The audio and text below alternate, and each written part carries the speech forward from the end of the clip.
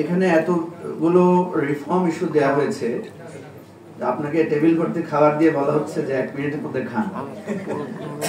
আমি ব্যারিস্টার আনিকা অবশ্য যেটা বলেছেন যে আমি শুধু কনস্টিটিউশন ইস্যুতে বলছি, সরি জুডিশিয়ারি ইস্যুতে বলেছেন, তো আমিও সেক্ষেত্রে একটা সিলেক্ট করে নিচ্ছি, সেটা হচ্ছে আমি একটু ইলেকশন রিফর্ম ইস্যুতে একটু কথা বলতে চাই।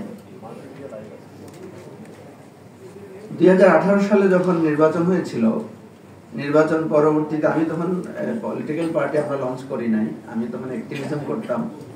তো আমরা সব পলিটিক্যাল পার্টিগুলোকে বলেছিলাম যে আপনি একটা গণশুনানির আয়োজন করেন।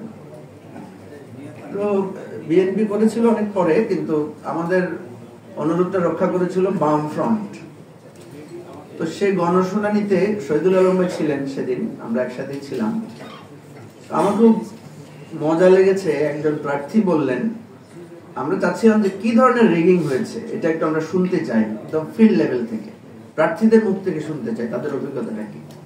তো একজন প্রার্থী খুব মজার একটা অভিজ্ঞতা বললেন। উনি বললেন যে আমি ভোট দেওয়ার জন্য একটা কেন্দ্রে গেলাম, গিয়ে দেখলাম যে ওখানকার প্রিসাইডিং অফিসার আমার বন্ধু, স্কুল জীবনের বন্ধু।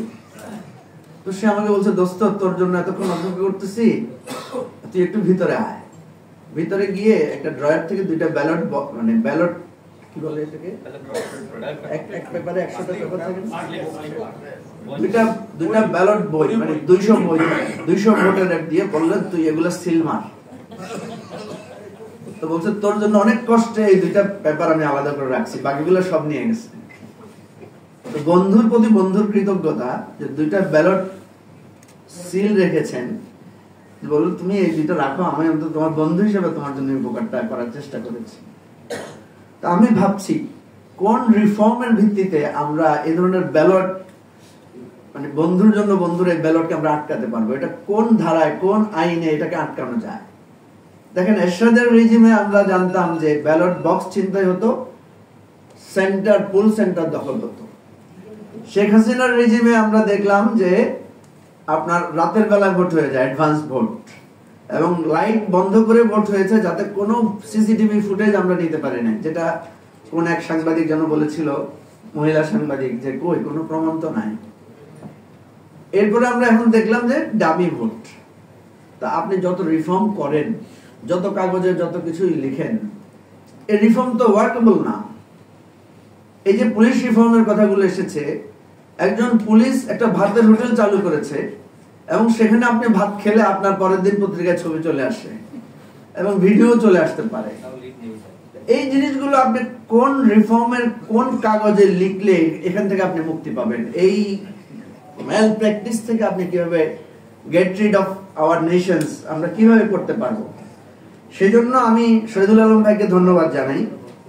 আমি কিন্তু ওনার বক্তব্যটাকে রিপিট করছি যে অ্যাপ্লাইড লেভেলে কিভাবে আমাদের রিফর্ম করা যায়।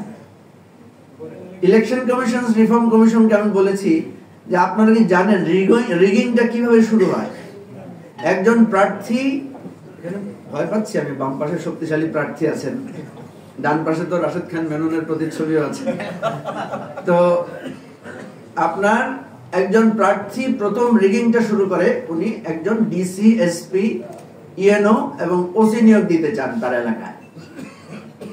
এই যে প্র্যাকটিক্যাল ম্যাল প্র্যাকটিস, আপনি দেখেন আমাদের 12টা নির্বাচনের মধ্যে 4টা নির্বাচন কিন্তু অপেক্ষাকৃত ভালো নির্বাচন হয়েছে। এটা কিন্তু এই কনভেনশনাল আমাদের যে ইলেকশন প্রসেস আছে তার মধ্যে থেকে হয়েছে, এখানে এই কাগজে যা লেখা আছে তার মধ্যে থেকে হয়েছে। তাহলে বোঝা যাচ্ছে যে রিফর্মের চাইতো ইস্যু, সিরিয়াস ইস্যু হচ্ছে যেটা শহীদুল আলম ভাই বলেছেন যে আমার এই সংবিধানে, আমার এই নীতিমালায়, আমার নিয়মে যা লেখা আছে তাও যদি আমি প্র্যাকটিস করতাম, তাও তো আমি একটা বেটার পারফরমেন্স বা আউটপুট আমি পেতাম। তো সেজন্য আমি যেটা বলবো যে এই জায়গাগুলো আমাদেরকে খেয়াল রাখতে হবে।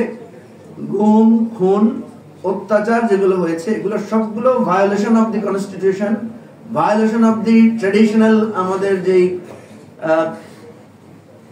নিয়ম নীতিগুলো আছে এগুলো করে হয়েছে। এই ভায়োলেশন বন্ধ করার জন্য কি ওষুধ খাইলে আমরা হঠাৎ বাঙালি জেগে উঠবো, সবাই সূর্য সন্তান হয়ে যাব, সেটা আপনারা বের করবেন। সবাইকে ধন্যবাদ। আসসালামু আলাইকুম।